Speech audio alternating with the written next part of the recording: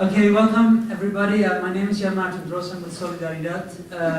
We're an organization, a network that wants to transform 12 global commodity supply chains, including soybean, palm oil, and gold.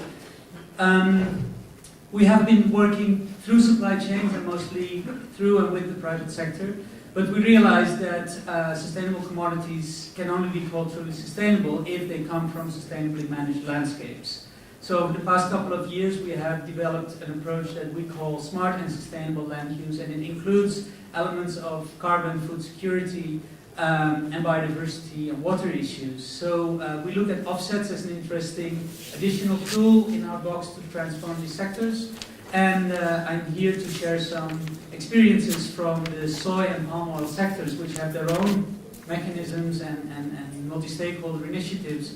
And I'm sorry to see that there's no agribusiness in this room, so I think we have to build a bridge between extractives and infrastructure developers that are here and the agribusiness, which is still, I think, the most important driver for biodiversity degradation in the world. Great. I'll try without a microphone. Can you hear me? Hello everybody, my name is Varbeva-Daley and I'm with the British Standards Institution. BSI is the national standards body of the UK and the oldest one in the world. We've been developing standards since 1901, really. And our main role is to channel and to coordinate UK views and input into the development of British, European and international standards. So we're a founding member of CEN, the European Standards Organization, and ISO, the International Standards Organization. And most of the global standards across the spectrum are developed with BSI's input. Not our technical input, because we are not experts on the many subjects and issues we cover, but that of the experts and the stakeholders that we work with and that volunteer their time to develop standards of international application. As I said earlier, we've been in the standards development business for a number of years. We stopped counting at some point. And we develop standards of all types across all sectors, from standards on how to make the perfect cup of tea, believe it or not, all the way to standards that help organizations embed sustainable development into their core operations in business as usual. Our work around environmental and social standards has been going on for a number of years. You would be probably, more of you would be aware of ISO 14001, which is the most well-known and widely used environmental management standard, currently undergoing a revision. It's a little known fact that this one started as a British standard a number of years ago and progressed to ISO. But we also cover a number of other environmental and social standards, and more recently, over the past couple of years, standards around biodiversity, which are developed within that framework of environmental and social standards or sustainability standardization. Last year, we published the first standard that encourages organizations to take into account biodiversity when going through the planning application process. So it works with the UK National Planning Framework. And currently, we are focusing with our stakeholders on developing a general guidance for business on considering biodiversity risks and biodiversity opportunities, with the idea of considering biodiversity within their current existing management systems. Thank you. Alice? Yes, I think Hi, my name is Alice. I work for Life Institute in Brazil.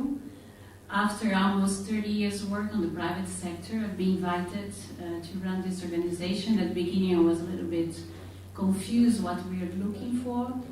And finally we found out that we absolutely need to promote conservation actions in the private sector and trying to find solutions for the eco-catastrophe we have been facing. We spoke to the private sector 5 years ago when we asked them, what do they really want? What are you looking for? So most of the people we spoke to, they said, we want to be recognized by additional actions we've been doing on biodiversity conservation. And this is beyond the legal requirements. and I want to be recognized for that. So based on the eco-catastrophe scenario and based on the urgency of doing something, life certification has been built with a group of national and international advisors and researchers. 60 people joined the evolution and definition of the standards, and we are now operational in Brazil, going already to some countries in Latin America, adapting the methodology in Latin America. It's concrete, robust, and we piloted in 11 companies, hydroelectric power, publishing, and oil company, and many other companies that we could try, make some pilots and try the methodology itself. It's of course, it's a dynamic system. It has to be always being improved, but it is operational in Brazil since December, and there are 4 companies going through certification right now, in this moment. So I have done some 4 slides, but I don't think I will go into 2 more details. And we have a publication in English which is available if someone wants to go into more details with the life certification. Okay, thank you. Thank you, Alice. Adrian? Thank you. I do have a couple of slides, just because I've got some nice numbers to show. But those of you who are familiar with the gold standard will know us from the carbon markets, where we were established 10 years ago by WWF, really to say that if a market mechanism was a way to address climate change, how could that work from a civil society perspective? That is to say, how could the assets, the tons of carbon, have integrity, and how could they also ensure that sustainable development was driven into the process and designed into the process? And it's really through that aspect of what we do that the link with this panel, I think, is strongest, particularly in line of the latest work we've been doing in relation to forestry and climate smart agriculture, where we've been very deliberately working with FSC, SAN and Fair Trade to align and develop the standards. But I thought it'd be worth using a study we've just completed that looks at the value created, the economic value created through a more holistic approach, to underline why it's really important to look at these projects in that context, rather than simply focusing purely on a specific asset such as carbon. And I think that also will add value to the session that we're going through. So if you can go straight through to slide next one. Cool. So I'll use a project example, and I'll use some that extrapolated across a portfolio where we've analysed more than 100 projects across a lot of different types. So this is a project in China. WWF is carrying this out, funded by Co-op Switzerland. It's a project in a mountainous area with indigenous people, and it's primarily, from WWF's perspective, a conservation project.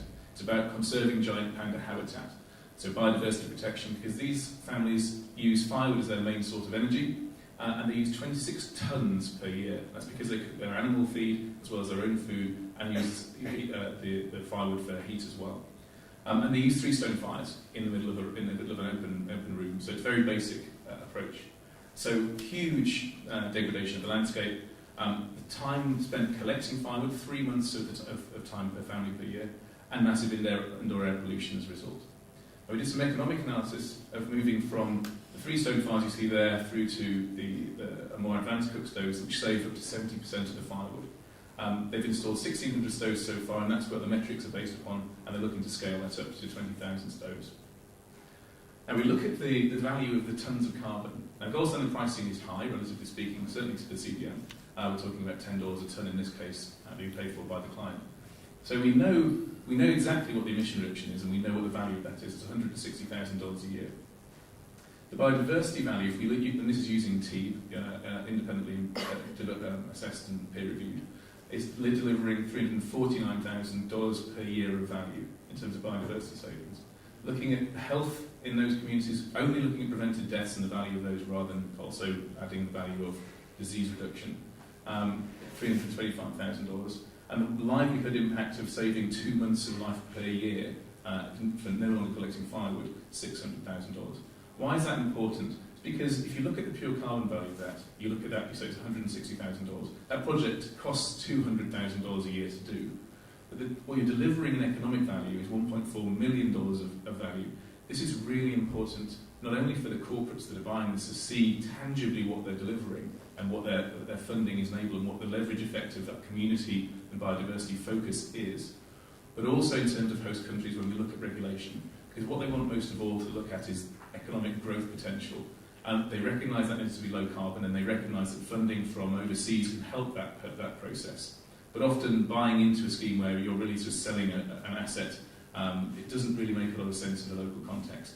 When you start putting numbers around this, such as this, that really makes a big difference to host countries around implementing regulation that will drive greater uptake and adoption of these types of activity. So if we scale that up across 110 of our projects, these are the fully certified projects across different types, and compare the value created per tonne of carbon, because that's the asset that's being paid for.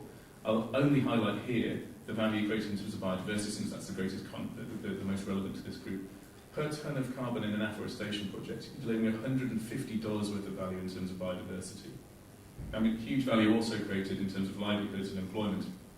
But I think that really demonstrates why it's important to not only design these projects holistically, with the biodiversity-focused project, water, carbon doesn't really matter, but also that by quantifying and verifying those outcomes, you also you're able to demonstrate much greater value being created. So finally, just to close, we're working on a lot of work in terms of climate smart agriculture, in terms of the work that we're doing here and forestry as well. The key thing, I think, the learning we have is integration of standards. There's a lot of expertise, particularly in this area, and we want to build upon that, not replicate it or reinvent stuff. So we've been working very closely with FSC, Sound and Fair Trade, to look at how we align standards. So an example of that would be for our afforestation projects.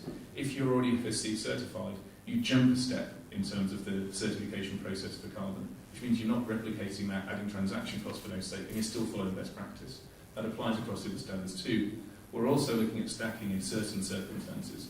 And with Fair Trade, we're actually looking at the creation of a Fair Trade carbon asset. So rather than doing a carbon project in a Fair Trade coffee-producing community, but actually the process for carbon is distinct from that for the coffee production, we're actually looking at stacking this Fair Trade certification to the process of generating the carbon asset as well.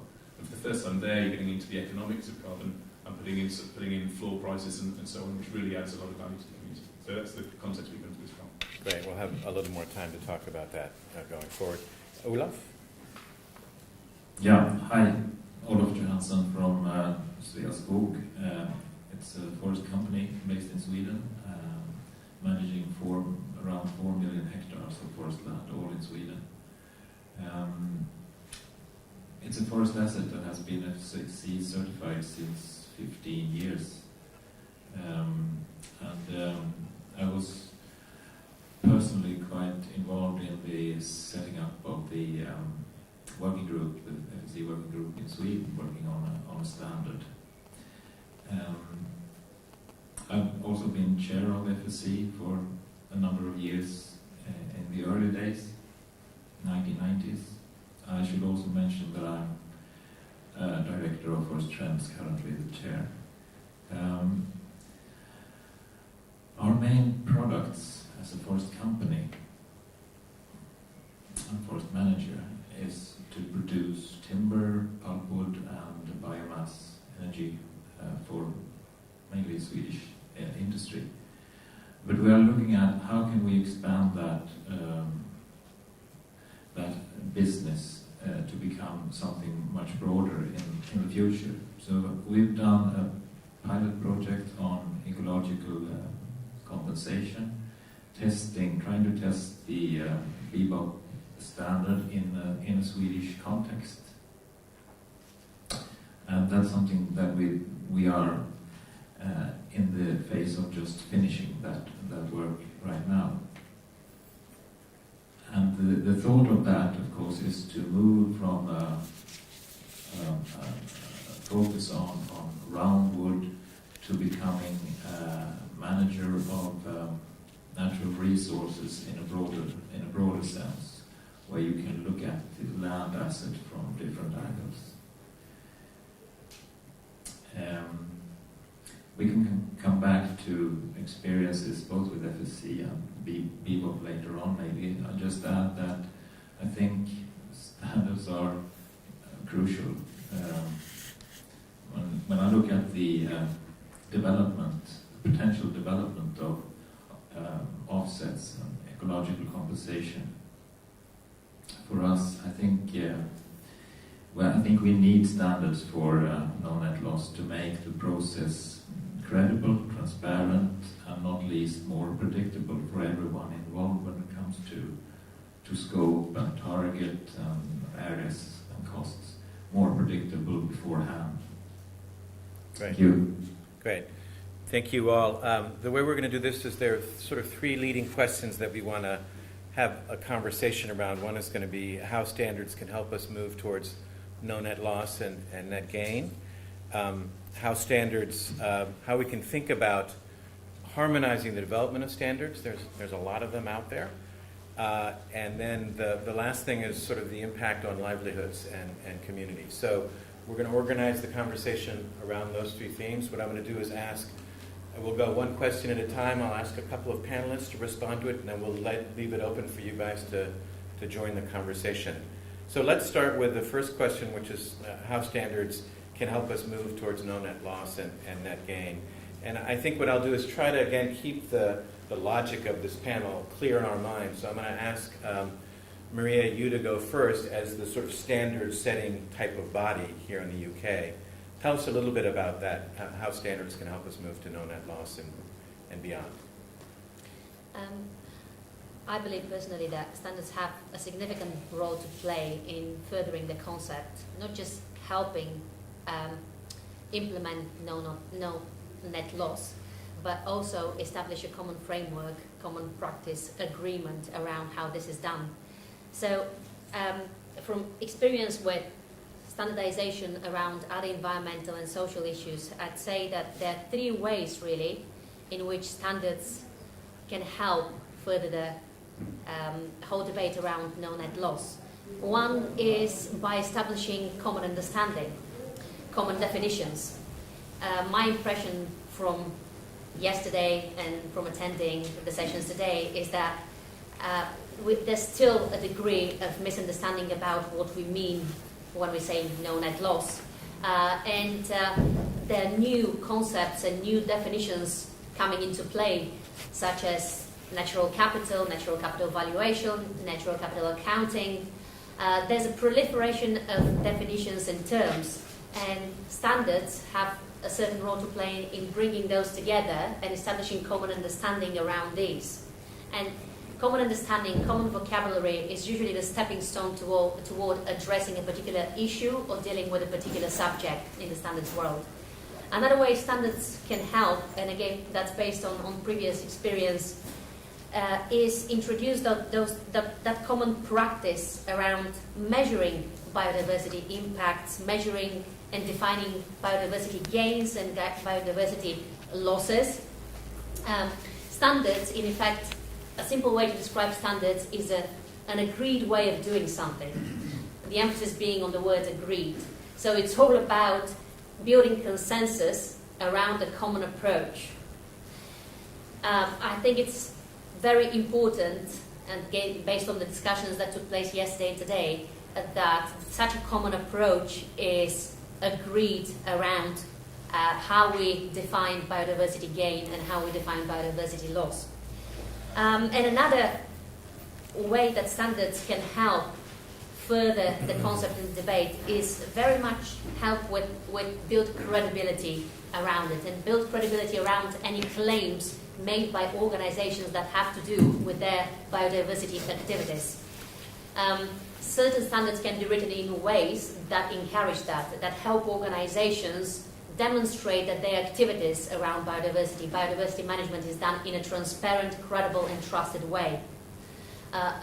Standards that are agreed, that are consensus-based, can certainly bring credibility to such claims of biodiversity management or biodiversity offsetting in particular. And one of the aspects of the discussion today is around how can we encourage consideration of people's livelihoods, really. And I do believe that standards have a role to play in this discussion as well. At the very least... We'll pick that up at the end of the conversation, but that's a great... Thank you very much, Sure. Maria. Very good. Jan-Maarten, so you've been very active with the commodity roundtables, soy, oil palm. You've also been obviously involved in the REDD+ conversations and those processes. Tell us tell us what we can learn from them in terms of creating standards. Who of you in this room are familiar with the biodiversity components of the soy and palm oil standards, RSPO and RTRS? Not a vast majority. So let me explain a bit. I fully agree with you, Maria, that standards serve to develop a common vocabulary, and that's been one of the good reasons for RSPO and RTRS to start. And I'm happy that the proliferation of standards in soy and palm oil is not as bad as we see in coffee, for example, which is a commodity where Solidaridad has 30 years of history. What we also have to understand, in order to understand why RSPO and RTRS work the way they work, is that soy and palm oil are the most efficient sources of protein and vegetable oil. And with increasing affluence and increasing population, the demand for vegetable oil and for vegetable protein as animal feed is increasing enormously. We need an additional 1 million hectares of land to grow more palm oil, and an additional 1 million hectares of land to grow more soybean every year.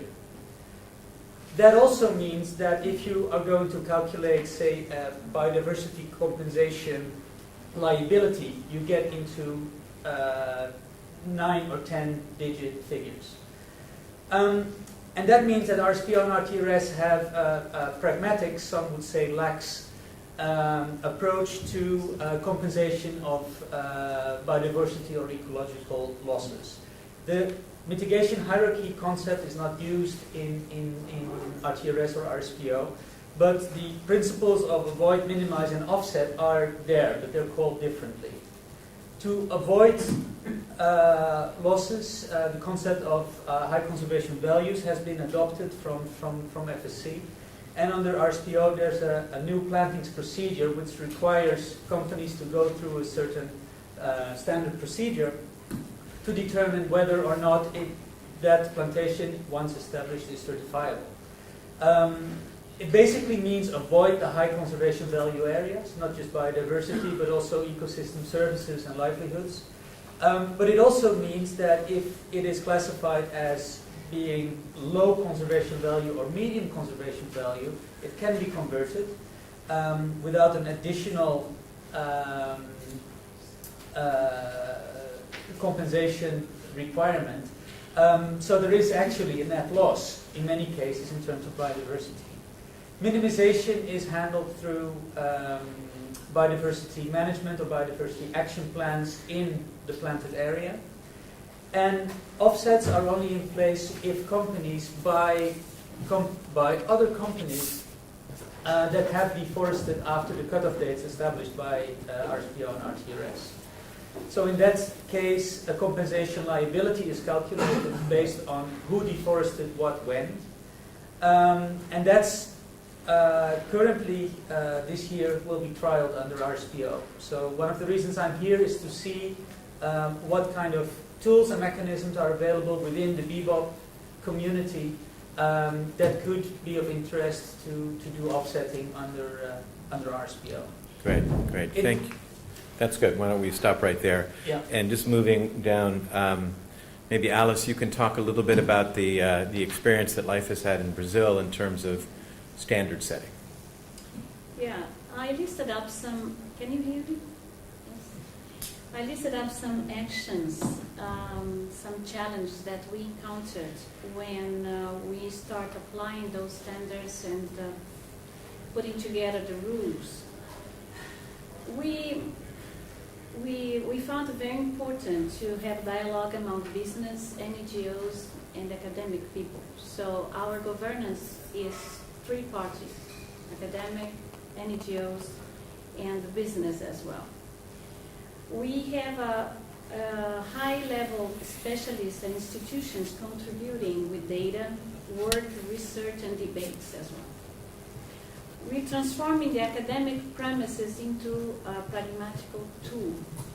So many academics are very happy to join our group and see what they are teaching, what they are studying and researching are putting together in a pragmatical tool. We get the methodology working out and responding for different kinds of initiatives, organizations, activities. We collect and validate data for each environmental aspect. It's a continuous work and continuous challenge. Data availability is also very important. So we use all the available data, official data in our methodology, in our calculation method. And we want to create a robust management system of social participation and scientifically acknowledged that could be internationally recognized as well as a credible standard. It is important to say that we want to be robust but also straight to the point. We want to have something that could be used by companies, that could be measurable, and that could bring benefits to biodiversity conservation. Companies, they don't want to spend time and a lot of money creating things and studying and researching. They want some pragmatic tool. And we are talking about beyond the legislation. So first of all, they comply, and what do they do extra miles we measure? We measure their organizational footprint, and then we propose a minimum of compensation on conservation actions. It should be robust, concrete, and indicators should be effective that could really show that they are doing really conservation and not just saying that they are doing conservation. These are the main things that we faced in Brazil when we started doing this standards. Good, great. The stakeholder is interesting. It's the fact that you didn't mention governments. Is that an intentional? Yeah, we have a government as well coming to the board. There is one person in our committee. We have 24 people in the committee. So 8 people come from NGOs, 8 from companies, and 8 people from academic all over Brazil. And 1 person comes as an observer from government. So they are there just to see what's going on, what they can help and things like that. That hopefully we can have a chance to talk about why you guys decided that. Yeah. Adrian, maybe you can talk a little bit about the early history of Gold Standard, when you created it, and as you're evolving, that's kind of an interesting story too. Yeah, I think the evolution has been an interesting thing, but the philosophy behind creating standards has been similar throughout. Yeah. And that's really the collaborative process. Now, we're talking, I think, in the third section about collaboration and integration between standards, or one of the other topic areas. So I just thought I'd look at, I absolutely agree that standards can help socialise and gain buy-in and credibility of sort of best practice. How do you look at best practice? It's actually about bringing together the right expertise in a room. So we had, for our afforestation work, 30 organisations part of our advisory panel, and over 100 providing input remotely and reviewing text and so on. One of the things that we learned from that was, being realistic about what happens in forests. There's a tendency to look for the perfect world. And actually what we did very actively within the forestry work is look at what really happens in forests. There is going to be illegal logging, there are going to be natural disasters, fires, what have you. So how do you address that within project design rather than seeing it as an exception? I think these are some of the things we've learned through the RED process, to look at how can you design in a compliance pathway, which is what we've called that approach, to say these things will happen, let's not pretend they won't, and then have kind of buffers to compensate for them. Let's actually be realistic about the way forests operate and manage ourselves accordingly, put in place processes that can address challenges such as illegal logging. The other thing that we've learned from the RED work and the process we've been through is looking at the national or jurisdictional context. So I think this is also relevant in the biodiversity context. You can't just look at a project activity, you have to look at the wider landscape in which it sits. Okay. And so again, a focus on understanding how different activities can come together, how they can be joined up, and how can look at the sort of bigger picture is vital in developing an effective standard.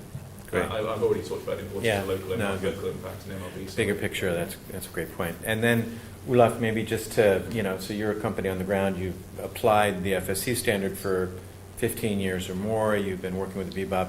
Tell us what your experience has been in terms of application.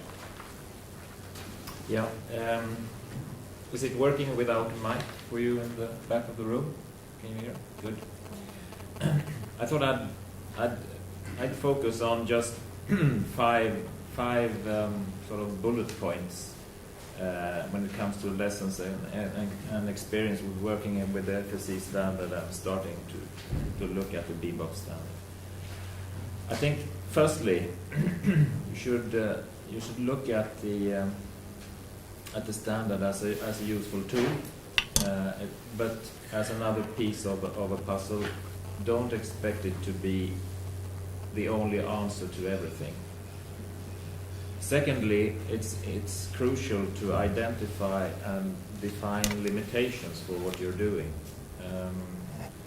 In the FSC case, I'd say an example is the definition of high conservation value forests.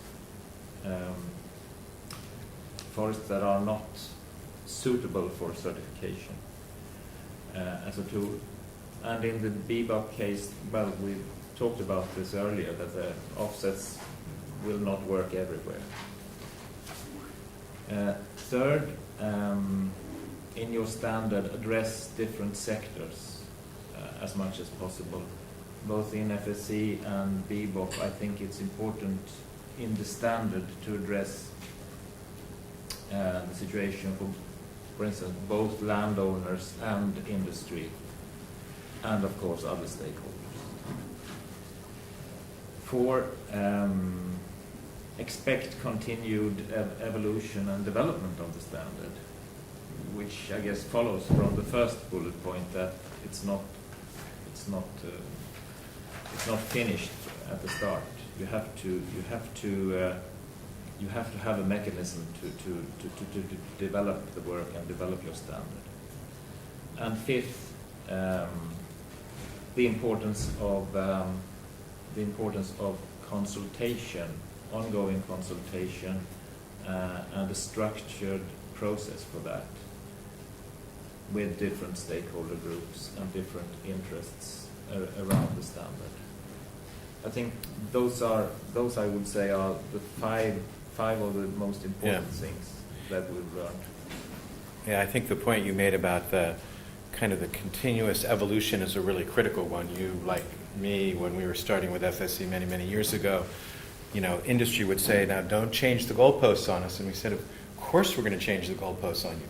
But we're going to have a vehicle by which we can all change the goalposts together, because we learn as we go through this process. And so that's always a tension when you think about these kinds of standards.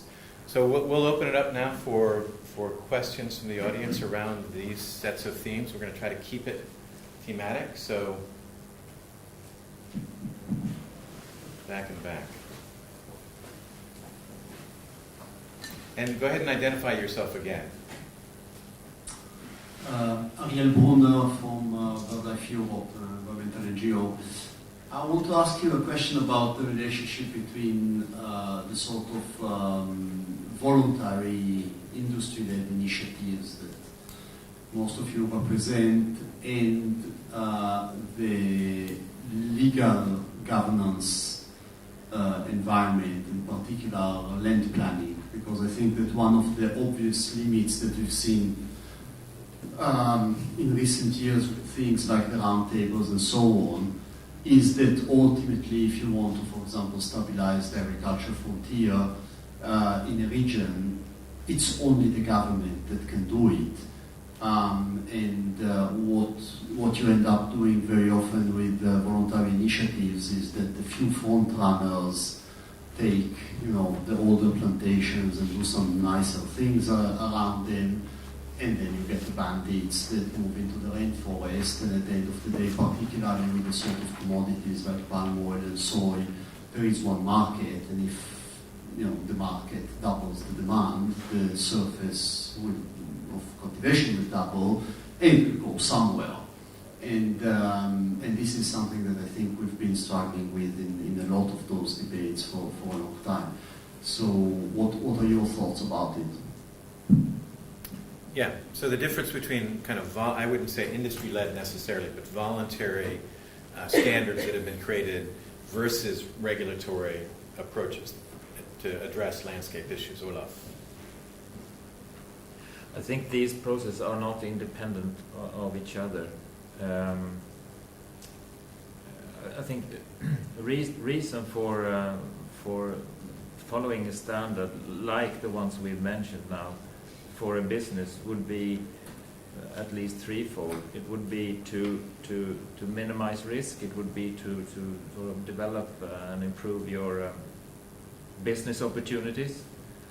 But it would also be to ensure that you have a good margin following legislation, existing legislation. And sometimes legislation could be the sort of prerequisite for actually developing a good standard, like I think I see in the case of mitigation banking, where you actually have a more solid system if it's based on legislation requirements.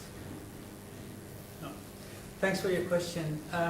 First of all, I think from our civil society perspective, market action, market campaigns, and voluntary standards have come into the picture because of the failure of governments to regulate processes like deforestation or human rights violations. So it was, from our perspective, kind of a second best option.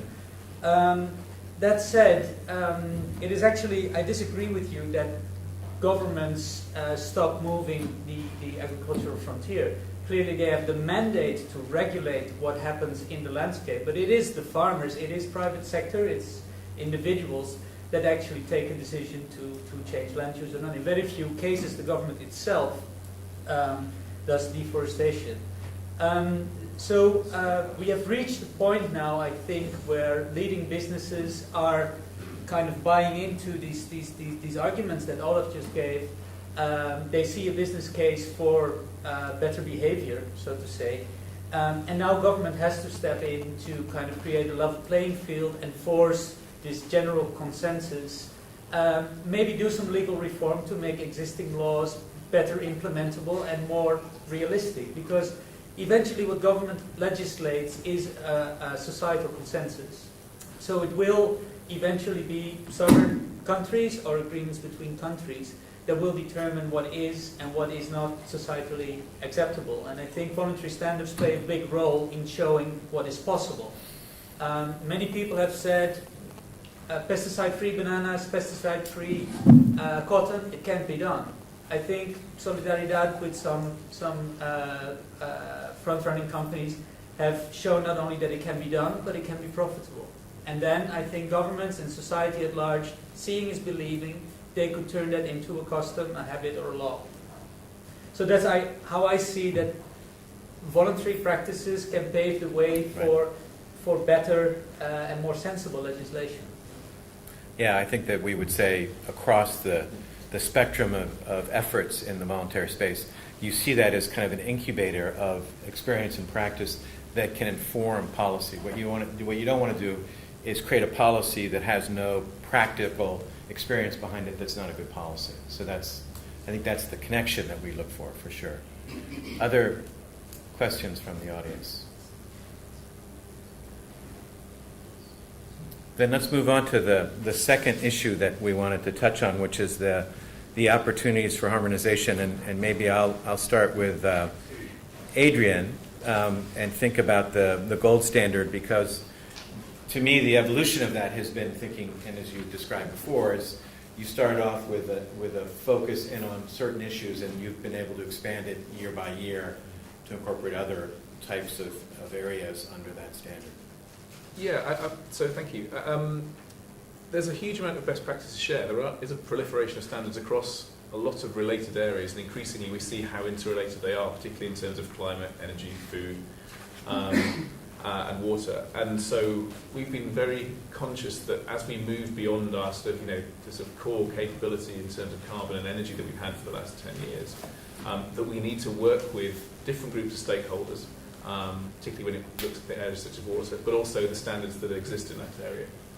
So it's been a very explicit part of our philosophy to look at what best practice is in certain areas, so FSC for forestry, SAN in terms of agricultural techniques, fair trade in terms of community engagement in agriculture, and look at how we can align those. And there's two ways we've looked at it. One is aligning rules and processes.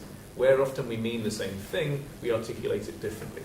And that can be semantics or it can be fundamentally different. And one of the challenges we've had is how can you get agreement on what a common set of language is, or a common enough set of language that an auditor can look and say, okay, this is happening for this commodity, the timber, but also for this, the carbon, and all other commodities as well. And how can I then, certify 3 things or elements of 3 things in one go?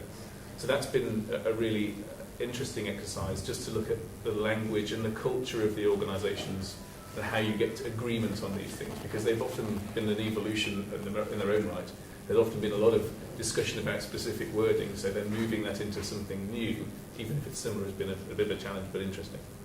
I think then the sort of follow-on from that is, can you separate these assets out? If you undertake a holistic process and you're delivering a benefit in terms of emission reductions and sustainable commodities and social outcomes and wider environmental outcomes, can you actually separate those out? Because actually that's what you want. You want to create as much value as possible, and if you can make that value tangible by selling a claim or an asset to somebody, then you will change behaviour by offering an alternative economic approach. And that's really the next challenge that we have is, you can stack, so with Fairtrade we're stacking that, with FSC and Assam we're kind of aligning those things. We've got a piece of work on water we're doing with Nestlé and the Swiss government at the moment, looking at water impact certification. And one of the things we'll be looking at there is, can you sell the water impact, which Nestlé in principle is interested in, and the carbon impact, which they may not be, to separate entities. And so that's I think the next phase of evolution is, how can you make those values you're creating more tangible? Olof, when you think about it from a company's perspective, I remember talking to a colleague in Unilever, and he said to me, the problem that I have is I'm looking at a world where there are 138 different standards and certification schemes that I need to pay attention to, and it makes me crazy. So you sit in a company, they're competing certification schemes around timber, they're competing around water, biodiversity. How do you see this issue of harmonization? Of course, yeah.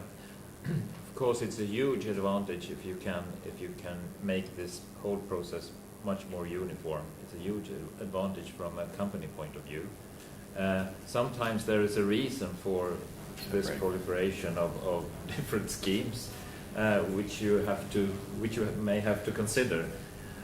But if there is really no reason, and if you could actually have standards merge within the same areas, within the same sector, or between different sectors, like we're talking about carbon and biodiversity, that would be a huge advantage. And I guess you can see, I can see cases where different standards may not be altogether compatible. In some cases, maybe carbon and biodiversity are not exactly the same, giving the same kind of effects. But I think a good pragmatic goal would be to try to have the different initiatives and standards get closer to each other in the cases where they link or overlap, and start there maybe, and then eventually you could maybe have a complete merger of standards. So a willingness to try to reduce the amount of standards and try to merge when it can be merged, but to do it in a sensible way, I would say. Maria, I see you nodding your head, and sitting where you are, I'd love to see the standard for the good cup of tea, but let's talk about the other ones right now. And when you sit there and you see this proliferation of different kinds of standards, and you're trying to advise the government or whatever, what's your instinct? What does it tell you? That there's a value in the proliferation, or that there's some lost energy there? Proliferation and the need for harmonization are the main challenges that standards users are experiencing and reporting back to us as an organization that actually develops a lot of these standards. So it is a challenge that we are trying to address on an ongoing basis. I completely agree with all the points all the issues and all the needs that were outlined in Adrian's and Olaf's response. But what I'd like to emphasize is more around the opportunities for harmonization and collaboration, and more the practice of harmonization and collaboration. I think that's the sort of the perspective that I can add to this discussion. I think harmonization in the biodiversity arena in particular should happen and is happening on several different levels. One, we should be talking about harmonization within the biodiversity theme itself. I know it sounds a bit simplistic, but it's not just about offsets. We're talking about a much wider approach to biodiversity management. And the hierarchy that's been mentioned so many times over the past 2 days is one way of more holistic approach to biodiversity management, to considering biodiversity. So it's about harmonizing within the concept itself. Then we're talking about harmonization of biodiversity standards within the whole plethora of environmental and social standards, because biodiversity is not a separate issue and organizations don't tend to deal with it separately. They tend to deal with it on a material basis. So materiality is very often the criterion. For some organizations, biodiversity is extremely important, so organizations that deal with infrastructure projects, for example. For others, it's low on the priority agenda. But it is an issue that could be considered as part of a whole, the whole plethora of environmental and social considerations. So it's about harmonizing at that level, making sure that environmental and social standards work together well. These are more harmonization, that I'm talking about harmonization effort that standards developers focus on themselves. So I'm setting a challenge for ourselves as an organization as well. And we are doing that in the development of futures, any new standards that come out around biodiversity. These considerations are taken into account. That is the question of harmonization between standards produced by different organizations, and that is the big challenge. In terms of what's happening there and what we're doing, the practice of harmonization, I have to say that at the international level, harmonization is one of the key priorities of ISO. And they've recently published their new strategy for 2016-2020, where harmonization is highlighted as a priority. And they're giving an opportunity to everybody to comment on that. So comments from the actual users of standards, such as yourselves, on how harmonization can be dealt with at that international level would be extremely useful. I encourage you to take a look at that strategy and contribute. Harmonization could be part of the standards development process. It is part of the standards development process. We set up standards by working with committees where different interests are represented in a very balanced manner and different knowledge and is represented on these committees. So, in the biodiversity work that we're doing at the moment, we've got a whole plethora of stakeholders who are developing standards as well. So BBOP is one of our committee members in the biodiversity standards we're producing at the moment. Also, very often in the development of international and European standards, a lot of these organizations who develop, let's call them alternative standards or separate standards, are represented through what's called in the standardization world a liaison connection. So a lot of the standards development organizations that are not part of the formal system actually sit in such a capacity when international and European standards are developed. And then we also do harmonization on a project-by-project basis, because as you can imagine, I don't remember if I mentioned earlier, we have more than 32,000 standards in circulation, including British, European and international standards. You can imagine the amount of work that goes into that and the effort of all these volunteers who contribute to this type of standardization.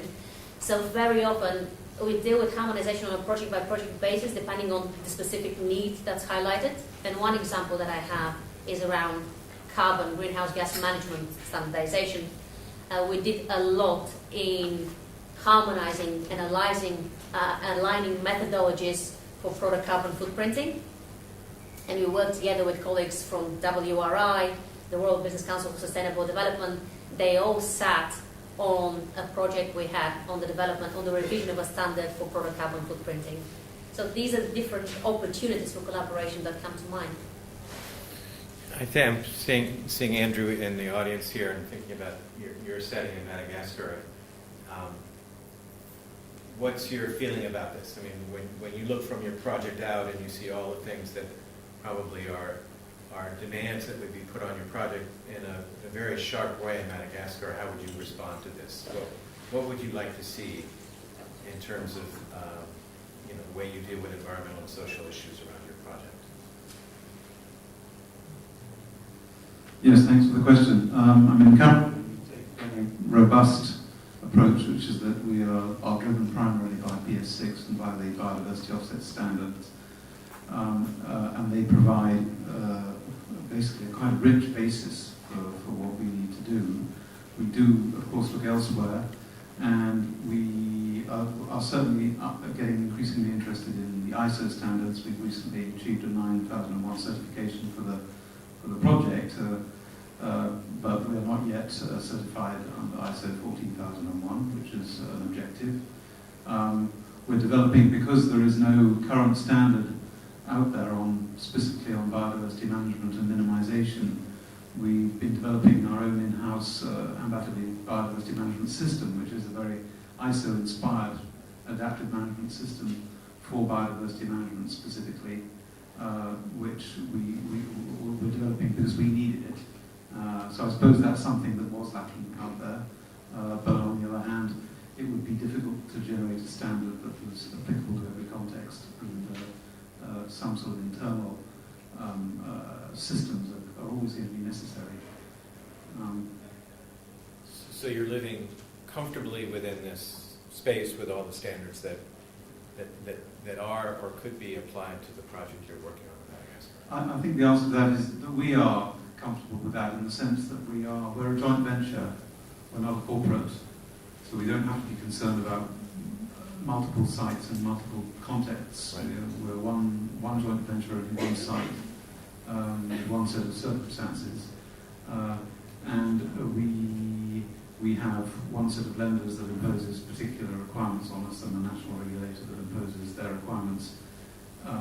We voluntarily, proactively explore standards that we think would be valuable for us for the guidance, and also, of course, valuable for us to be able to say we are guided by these standards, because it's a way of answering reputational criticisms, and we find that very valuable, and it's confidence building, in fact, to use standards. I would say we don't see a critical need for something that's completely lacking at this point, but standardization is always welcome and reinforcing. Raul, I'm just going to ask you a question also. When sitting where you are in the conventional biodiversity, you see all this stuff happening, and it's part of your space. Is this welcome? Is it noise? Is it? And you can tell us the truth too. It's only being recorded. Thanks. No, certainly certification has been well identified by the CBD parties as one of the kinds of tools that we need to make better use to promote sustainable production and consumption. And that's part of one of the targets that we have under the HHR framework. Certainly, there are concerns that there's a proliferation of certifications systems out there, many of which we're not very sure to what extent they really push for the necessary standards in terms of biodiversity, because the biodiversity agenda is quite broad, so maybe they emphasize some aspects of biodiversity, but maybe leaving out some other aspects of the biodiversity agenda. So that's a continuous concern and interest at the same time. Certainly, it would be good if we could have a convergence of systems, And if we could have a better assurance to what extent the certification systems out there really fulfill the expectations from the biodiversity agenda, and would really help push for the implementation of the agreed global goals and targets for biodiversity. So currently I could not give you a straight answer to say yes, we are confident that what we have out there addressed well all the needs. I guess at least part of it, the needs are being addressed, but certainly we understand there's an evolution in place, and we certainly think there's a further need to continue in this direction. One thing we miss a lot is good information about actual implementation of these certification mechanisms. So for example, what is exactly the percentage of production areas that are really following certain standards all over the world? This kind of data is not easy to get. And of course, at the CBD, we would need to have this more integrated view of things. And I think for us, we're still a little far from that. And of course, it's not good enough to have agreed targets if we're not able to monitor these targets. So it would be very good for us if through better cooperation in all those engaged in certification, we can ensure that we will have better monitoring data to really provide to all the those involved in the CBD agenda. Thank you. Great. Any other reflections on this issue? It's haunted the forestry sector for many, many years.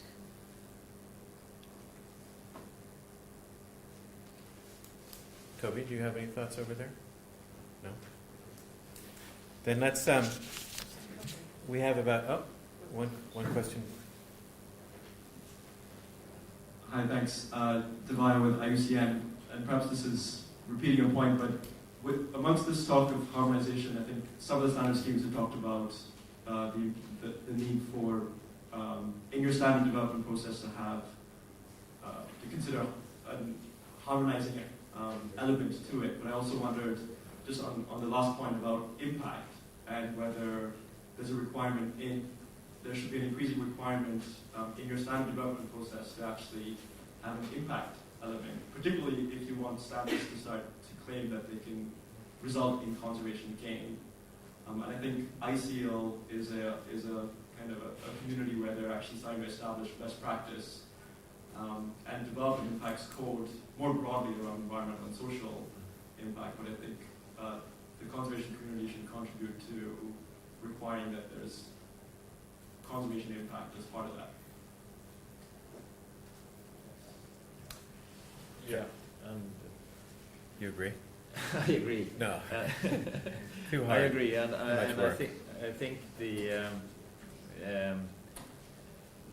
I think it's very valuable to have follow-up systems where you can actually see the continued development. And speaking about FSC, we have had several reports describing the kind of impact that we can document now after several years in different parts of the world. That has been done not least through the work of WWF. Jenkins, you want to respond to that too? Jan-Maarten. Yeah, it's a good point, because many of the standards, including RSPO and RTRS that I'm most familiar with, still prescribe practices. So they don't even reach the point where they are kind of performance oriented. It's just like do this and do that, and don't do this and that and that and that and that. But even performance-based standards still have a long way to go in order to actually demonstrate impact. So, and to a point where a lot of the companies that we work with start to question the effectiveness and the cost effectiveness of certification, because it's a lot of work to get your supply chain to compliance. Then it's a lot of cost to pay for all the audits. And what do you get? You know that people are doing reduced impact tillage, but you don't get any data on how much carbon that sequesters or how much poverty it alleviates. So I think standard systems and certification bodies need to step up their their sophisticatedness in terms of demonstrating what they can contribute to and what not. Because for a farm-based standard like RSPO, it's quite a claim to say to contribute to reducing deforestation. It's a landscape thing that has many more factors involved than how you plant palm oil. So I think we're only at the beginning, and for many of our eventual target groups, which is farmers in developing countries, both large and small, the business case for certification is certainly unclear. I value standards very much, exactly because of how you framed it. I'm going to use that in the future, building consensus on a common approach. It explains why farmers are confused if they're confronted with 40 different standards on a coffee farm in El Salvador. It also explains why, if we have a global RSPO code, we need to make that locally applicable in Liberia and Indonesia and Brazil with different national interpretations. So in some cases, we need more standards so that they are locally appropriate and they fit the context of the local producer. And in other cases, we need less because we need one common consensus and not 40 consensuses. So there's a lot of work to do. I think standards contribute to that. What is the role of certification in all of this on the longer term? That's a big question mark for me. Yeah, it's another piece. Toby, I was just looking at you earlier, but okay, go ahead.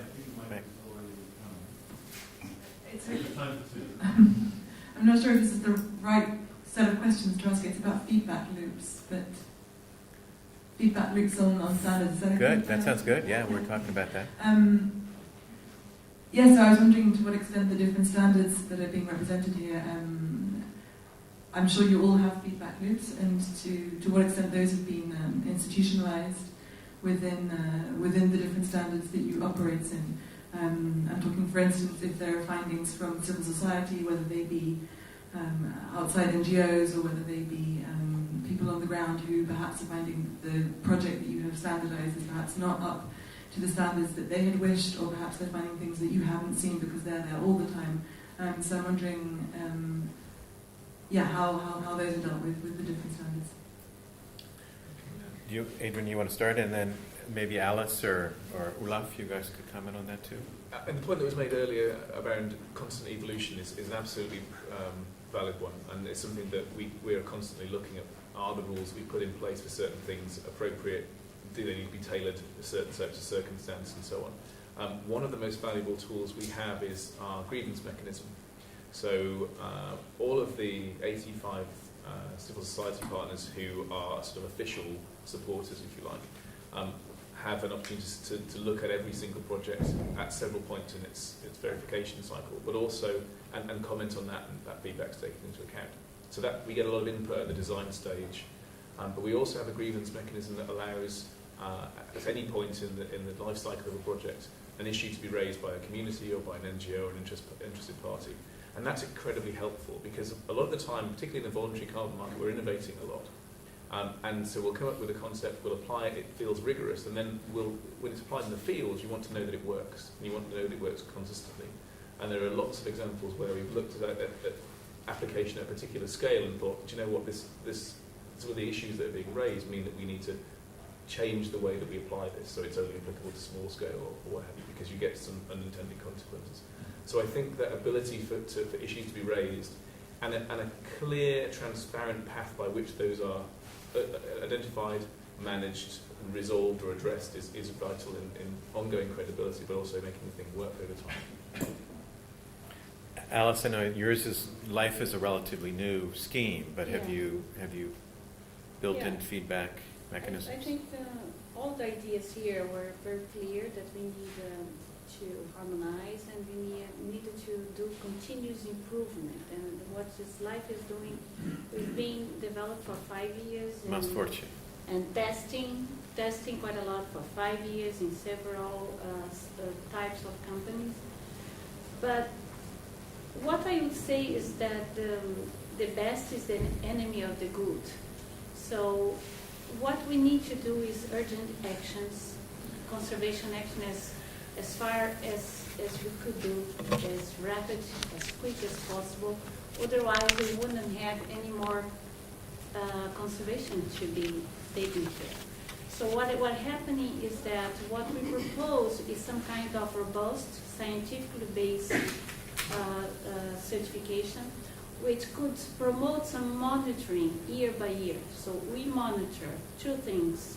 First of all, if the company is committing themselves to decrease their impact, so there is beginning of the year or the first year, there is a kind of baseline with the impacts based on several aspects, direct and indirect linked to biodiversity losses, and then monitoring every year, so there is not a paying for trash certification, something that's clear and real, and also monitoring the conservation actions. What are you doing? What's the evolution during the 5 years of the process? And this has to be simple, this has to be clear, scientifically based and robust and tested. So that's what we wanted to achieve, to be as quick as possible on conserving the areas still remaining. In Brazil, some areas like Atlantic Forest, there's just 7% remaining natural areas. So if the company decides to do an action in this specific area, they have much more credits with us. So this means that it has to be followed and it has to be as quick as possible. So I would say it's important to do harmonization. It's important to talk about, we are treating water, we are treating gas emission, we are treating quite a lot of things. And I know that everyone has common sense somehow. But we needed to do something very pragmatic, very straight to the point, to do much more concrete actions as soon as possible. That's why I think we need to talk. We need to discuss about harmonization. I've just finished. We just finished a study of 120 initiatives worldwide. Everything that touched biodiversity, we tested, we checked it. And a part of BBOB, which has been very clear that we are doing many things that are very similar, we found quite a lot of very nice ideas, but not concretely done. So that's the point we want to touch on the life certification. And Olof, you've got, I mean, with FSC, we probably have the longest history of a certification scheme. Yes. With feedback loops. What's your... But much the same that Adrian had for gold standard. I mean, emphasizing the importance of a grievance or dispute resolution process in place. And FSC has had that for a long time, and it's quite crucial and essential for the whole standard system. I think it's functioning reasonably well. Doesn't mean that it leads to agreement all the time, but that's another issue. Let's move on to the final. We don't have much time left, and I wanted to move on to the final issue. You can probably, or do you want to ask something right now about this issue? It's relative to cycling and feedbacks. Quick comment. Cycling, okay. Well, just I think a generic challenge that confronts. We talked about biodiversity monitoring and the need for changing goalposts and adapting. And I think it's true of the implementation of biodiversity monitoring across many biodiversity relevant standards that the data are often a complete waste of time. A lot of money is spent in paying quite well-paid consultants to collect information that's of a type that I would describe as surveillance monitoring. So it's surveilling something that we care about but isn't clearly linked to what we're doing. So I think it's just a reflection of a general challenge and a call for increased attention to how we can have monitoring programs that link up activities with direct effects, with indirect effects, and it's often the things that we value the most that are being changed indirectly. But I would say that most biodiversity monitoring programs are very much of the surveillance type, and the data is almost useless. Yeah. Well, let's then use that as a segue to the last issue that we wanted to cover, which was the kind of livelihoods and communities. And maybe, Adrian, I'll start with you and the gold standard. And how do you tackle that? So this would be, if you're doing a a carbon standard or something like that, how does the livelihood picture fit into it? Yeah, they're vital to the way that we have projects designed. So it's a fundamental process. I think there's a distinction between a carbon accounting methodology and the process by which you make those carbon emission reductions gold standard. And the process is fundamentally one about community and stakeholder engagement. So engaging with communities on the ground, and we have quite strict requirements around how you do that, particularly in developing countries, particularly in illiterate communities, or ensuring you engage with the right people in the right way. And we have a set of clear guidelines for how that must be undertaken and evidenced. And often the NGOs who are also reviewers of projects will help that process. So I think that's where we see the buy-in from particularly private sector developers who kind of a little bit afraid of the NGO engagement, suddenly realise that can actually add value, both in getting these things through the certification process, but also in ensuring that they design projects effectively. I was at a meeting with some Indonesian government representatives earlier this week, and they were talking about the leverage effect of the community. You know, the fact that a community that's bought in and understands a project will not only help you realise there might be some unintended consequences of what you're doing and correct that, but also can really enhance the value. If I just come back to that, the project in China there, the community is now engaged in conservation work, is changing their behaviour around harvesting of bamboo shoots illegally and so on. And that's because they've been brought into it. It's not that the project's done at them saying, don't use this, use that, but actually bringing them into the process is really vital. Are you really monitoring that? I mean, so you guys are going out and you're having social issues that you are monitoring through the course of the project. So yeah, as part of the process, we require evidence and a demonstration of what's happened in terms of the stakeholder engagement process, so that it has taken place, how it was undertaken, and we have people review whether we think that was adequate, that the feedback was captured and has been dealt with effectively. And that where that feeds into an ongoing monitoring requirement, either as a mitigation action against a negative indicator or as something that's about enhancing and measuring a positive outcome, such as the kind of livelihoods benefits that have been captured there, that becomes part of the monitoring of an activity as well. So the key is to ensure the engagement takes place effectively in the context of the local project, and I think that's really important, is that is different in different types of projects, different in different countries and communities. But the process of deriving at that is very similar, and that's what you can standardise. And then it's about transparency, ensuring that process is clear, that people can look at it and agree that that's happened. And that there is the grievance mechanism comes into that too. It isn't just a one-off, it's then followed through. Yeah, Martin, talk a little bit about when we think about the commodity roundtables, they've been criticized quite a bit for a lack of kind of social criteria indicators, but FPIC is a part of a number of them, right? I mean, the free prior informed consent idea is inside of those. Yeah, actually, I would vouch that at least on paper, the RTRS and RSPO standards are very comprehensive in terms of the requirements on both multi-stakeholder participation in the development of the standards themselves and their national interpretations. And they are quite demanding in terms of community consultation and community relationships. One of the problems that I think not only us or roundtables are facing is that the time that you need to do free, prior, and informed consent with a community is quite longer to get to a solid result than the time that either the IFC or a company or an investor has to make a decision on whether to go ahead with something or not, which brings it back to governance and in how far people have the ability to negotiate or opt out of certain developments that are taking place. And a voluntary mechanism is not the best way to kind of force governance into a landscape that has no governance. It's not what all palm companies are very good at doing in the absence of a government that takes care of that. So I think a lot of flack that goes towards RSPO companies that don't do FPIC properly or are not addressing community needs is because they cannot fully fill the gap that government leaves.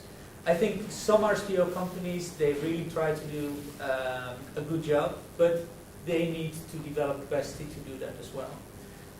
On the other hand, for Solidaridad, standards and certification are just a tool. What we have seen in coffee and cocoa is that actually poverty was being certified.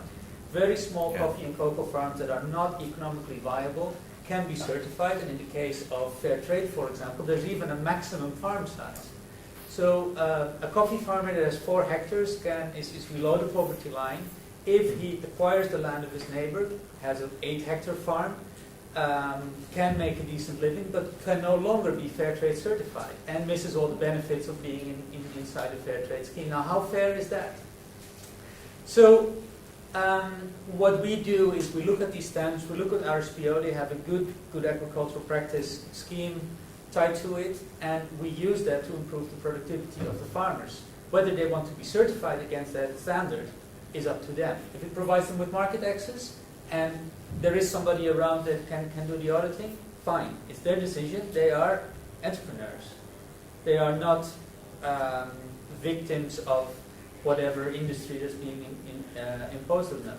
And if 90% of farmers don't want to be in farming, rather go to the cities, then well, they are free to choose. What we can help, and standards help there, is to develop viable alternatives in a rural environment.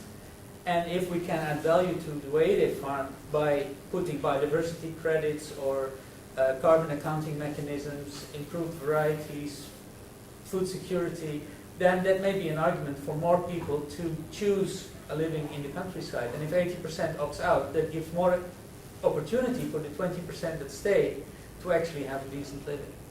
So we don't romanticize small holdings, but we do think that there are alternatives to massive monocultures that now seem to be taking over the landscape in the commodities where we work. And it's usually an issue when we think about these sets of issues with local communities and impacts. We usually think about them in the kind of the poorer tropical world, but I think Olof, you in Sweden have a kind of a unique setting with the indigenous Sami people there. What's, you know, how does certification, how do you act in a setting where you have nomadic people that move across national boundaries, and they've done that forever and ever before there were boundaries? Yes, it's the reindeer herding Sami people of the far north in Sweden and the other Nordic countries, and it's been really a special case in our certification development when it comes to FSC, and it led to introducing really new practices that hadn't been there before in the relation between forestry and the Sami villages. That is something that we're seeing now, that practices developed as certification agreements tend to be picked up by legislation afterwards if they're seen as good movement forward. But certainly in that case, I think that certification meant a big step forward towards promoting livelihoods for local people, and that could of course be the case with the kind of standard that we're looking at. If we're looking at the offset standards and how to include requirements for local communities, it's up to us, it's up to you to decide how to do that. But I think it could be done. We have sort of 4 or 5 minutes left, and what I wanted to do was make sure that we could kind of reflect on what we heard in this panel, and we're going to obviously do a short report, and then we're going to do a report back to the larger group this afternoon. Are there any points that we have not brought up that we think are important for this issue around standards development?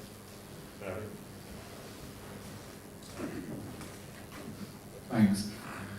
Well, I think we shouldn't miss to discuss links between certification and sustainable procurement in governments and green procurement. So all this push, and there's a number of initiatives out there, and certainly governments need more clarity about to what extent products, biodiversity-derived products, meet certain standards, and so they can fulfill green procurement's procedures.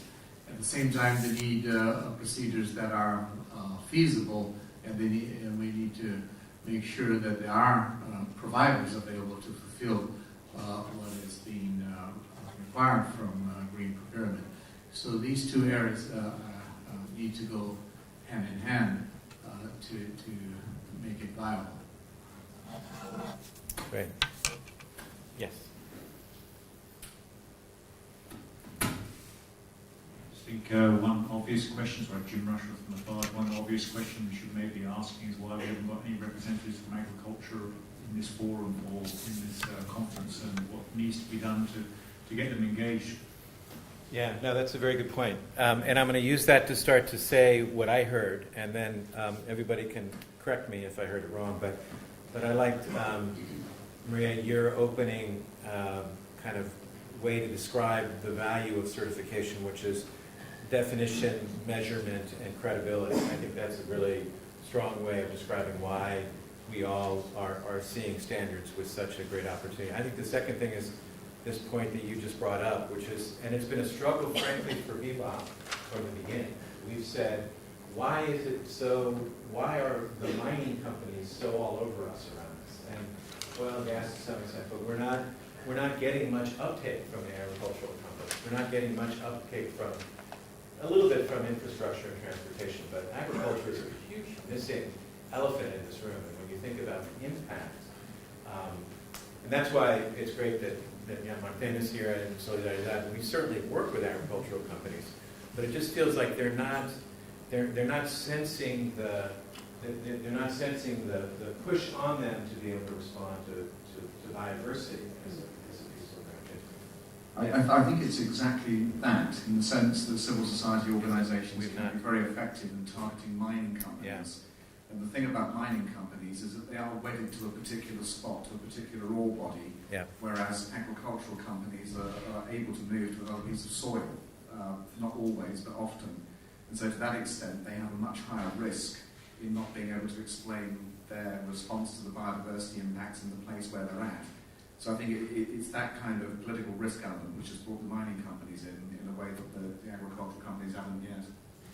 But we do have some opportunities. But I would say that's a second finding, and we feel that very strongly in the BBOP process. A third finding would be, and I think this was what a point that Adrian you were making, which is sort of the bigger picture, and a challenge to date in terms of standards and certification is we have struggles when we move from the project to the larger landscape, and that's where we need to have jurisdictional approaches. We need to have governments involved. We need to use different kinds of instruments.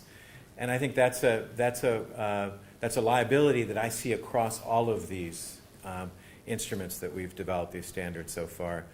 The fourth is this point of data, that we need to be able to go out and find data to use. And in most parts of the world, the data is not available. So there's a big amount of lifting to be able to get the data that we can monitor, so we can understand what the impacts are going to be from this kind of activity.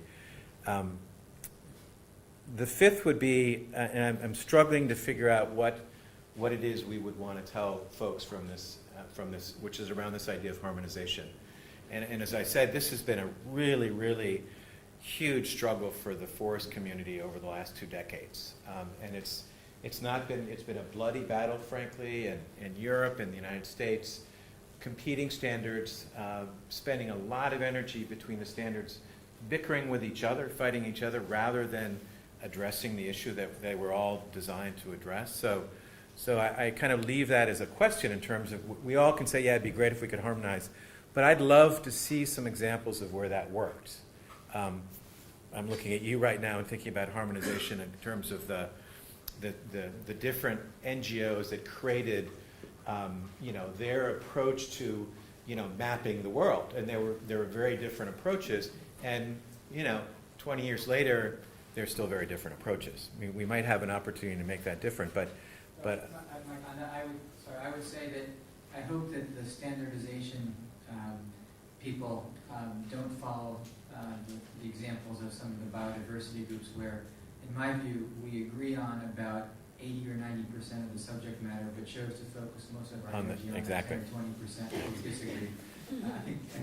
Unfortunately, that has been the example. That we have done the same thing. We've done the exact same thing. So I have a question mark there about what do we say when we talk about harmonizing.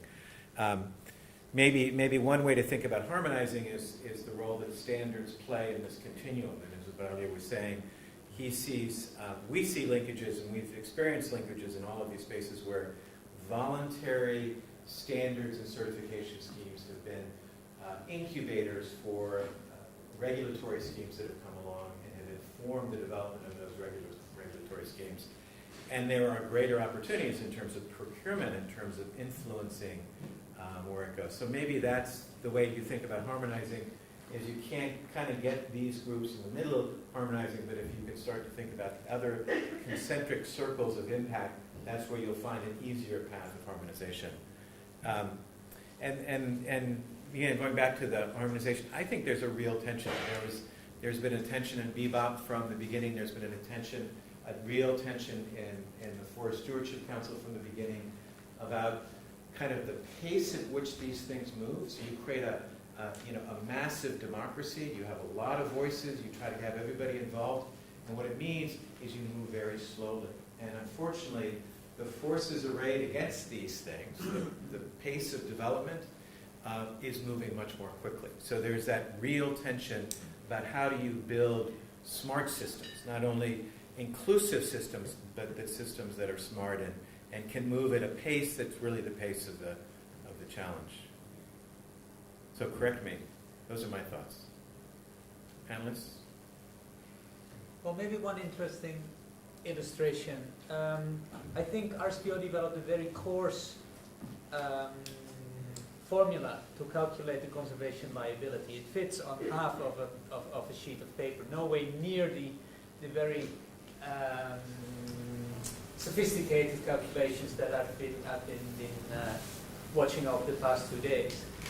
But in that compensation mechanism, it also kind of turns the burden of proof around. So where previously, if a palm oil company was certified and there was something wrong, the community would have to complain through the complaints mechanism, and then it would take months, if not years, to kind of resolve that. And as Olaf says, in many cases, there was no resolution.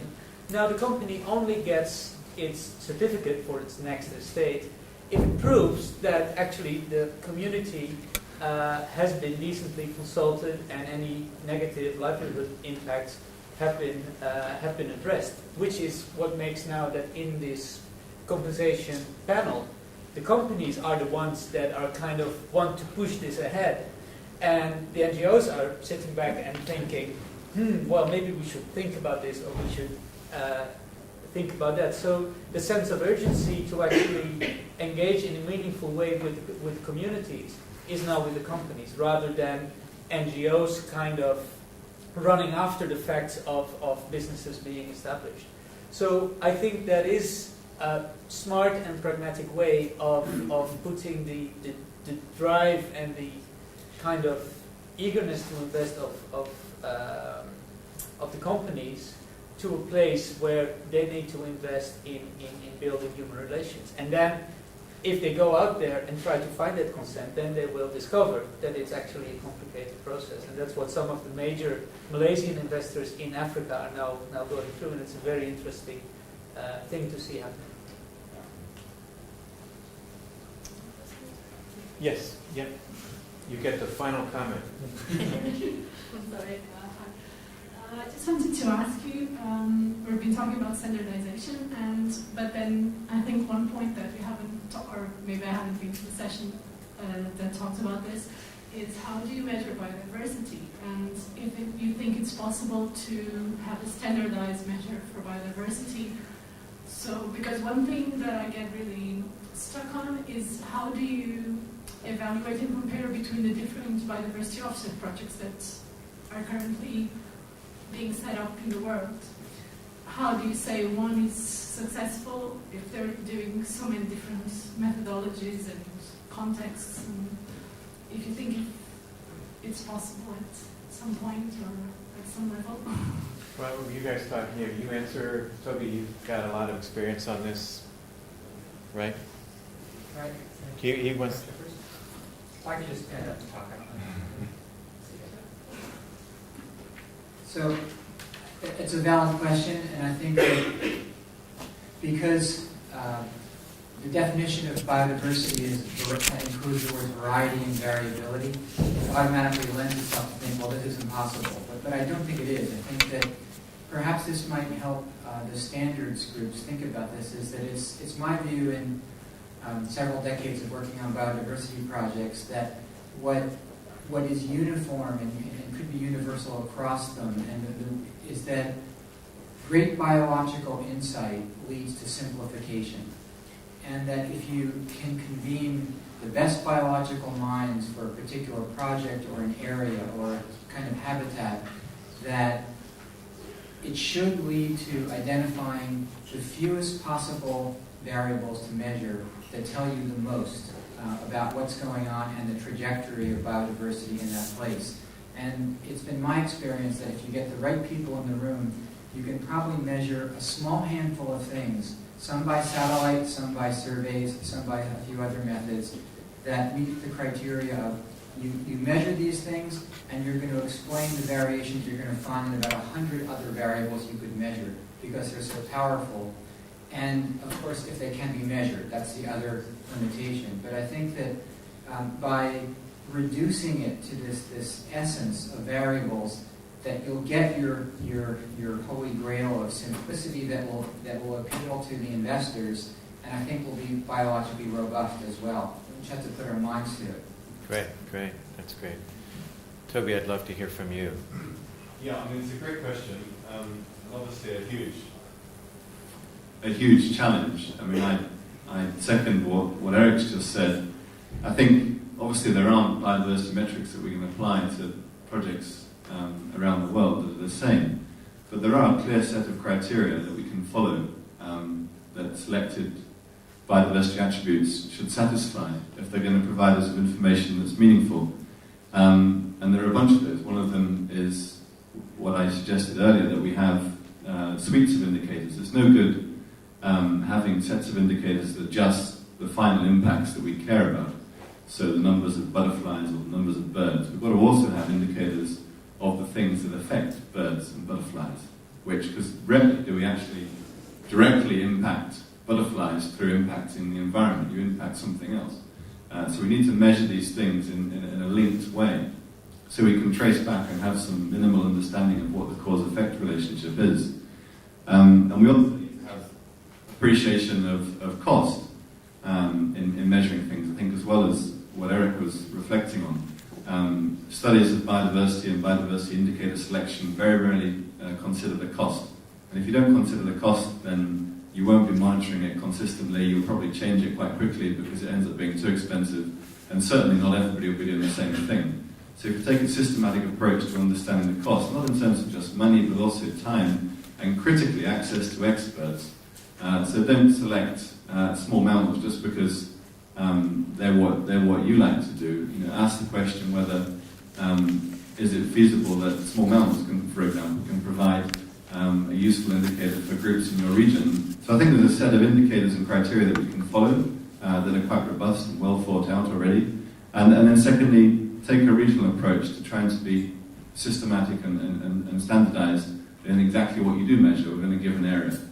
Because in a given area, in a given sector, so forest management, say in Congo or the Amazon, could select a small set of indicators that everybody could use, and then you can add a few more to satisfy local or regional demands of local stakeholders. So you have a common set. That would be a few quick thoughts.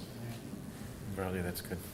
I'd just like to add that there's a recent initiative last year.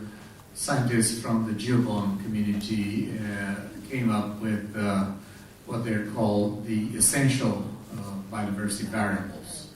So this really comes up with a very succinct number of key types of variables that are important for biodiversity, without being too specific so that could be a guidance for then specific selections of what can be measured in different situations. So this has been published recently, and it's supported by a large number of scientists.